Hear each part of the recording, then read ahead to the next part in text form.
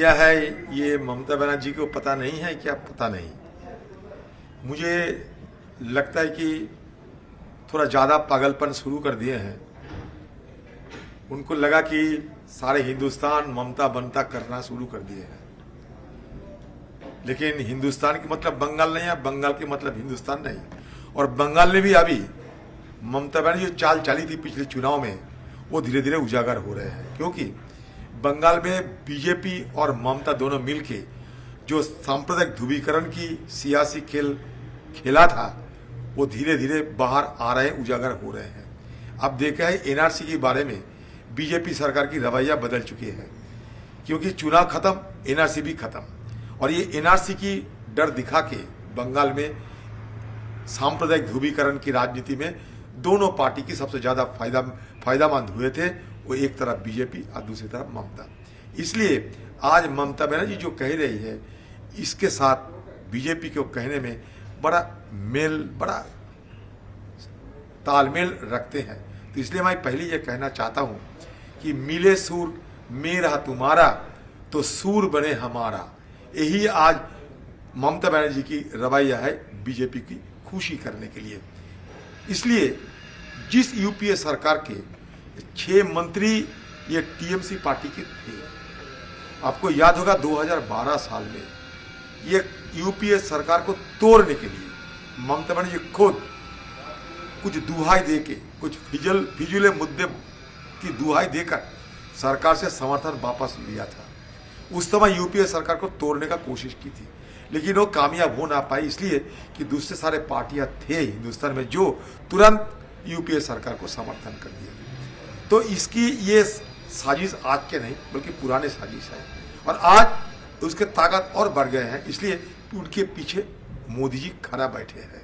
इसलिए ये तरह तरह की बहाना बनाकर कांग्रेस को कमजोर करने के लिए हर संभव प्रयास में वो जुटी हुई है।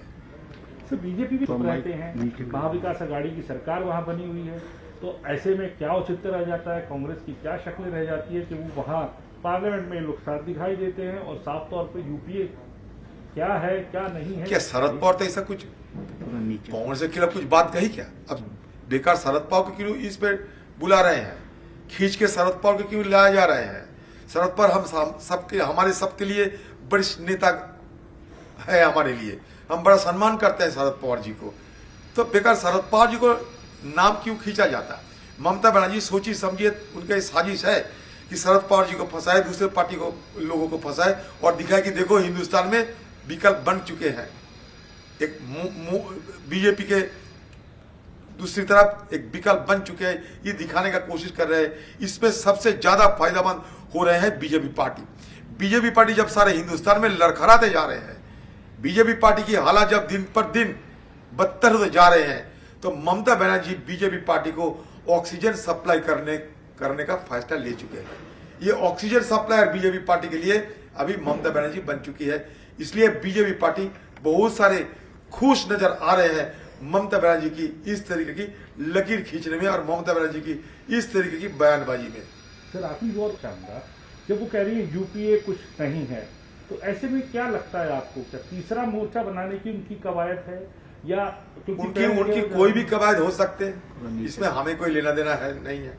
वो चाहते हैं कि सारे दूसरे पार्टी को किसी हालत में उनके पक्ष में रखे, दूसरे पार्टी को तोड़ते हैं।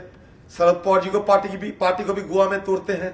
अब देखो एलिमो, उनको भी कलकत्ता खींच के ले आ गया, उनको भी लोग पैसा दिया जा रहे हैं। मुझे मेरा एक एमपी साथी कह रहे थे कि तृणमूल पार्टी के हाथ में इतना पैसा कहां से आए। उन्होंने ये कहा कि money is burning in Goa. Trinamool party के हाथ में जेब में इतना पैसा कहां से आए, हमें पूछ रहे थे।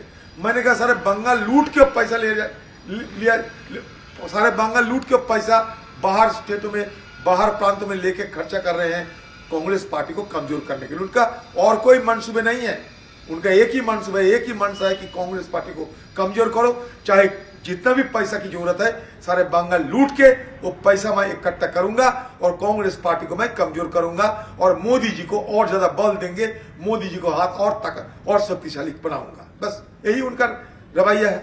ये आप दीदार कर सकते हो, उनकी चाल चलन में आप दीदार कर सकते हो। तो लेकिन अब क्या कांग्रेस को कमजोर कर पाएंगे और विपक्ष? अरे कोई बहुत सारे हस्ती ने प्रयास किया था हिंदुस्तान की सियासत में। कांग्रेस एक बहता हुआ नदी है, वो बहते रहेंगे, चाहे किसी ने फूल फेंके या पत्थर, कांग्रेस पार्टी चलते रहेंगे। यूपी इंटैक्ट है कि आप देख सकते हो, हर रोज हमारा आंदोलन होते हैं। आप खुद देख लो, दीदार कर लो खुद। मुझे कहने में क्या, आप क्यों मुझे कहने पे आप क्यों रुकते हैं? अब दीदार कर लो, यूपी है या नहीं, दीदार कर लो। खुद टीएमसी पार्टी भी योगदान कर रहे हैं दिल्ली में। आज प्रदर्शन में टीएमसी पार्टी भी योगदान किया था। ये उनका दो मुहिया, उनका सियासत चल रहे हैं, चालाकी कर रहे हैं। सियासत में ये चालाकी अपनाते हुए, ये तरह तरह की बहाना बनाते हुए कांग्रेस पार्टी को किसी हालत में कमजोर करने का हर संभव प्रयास शुरू कर दी है। बस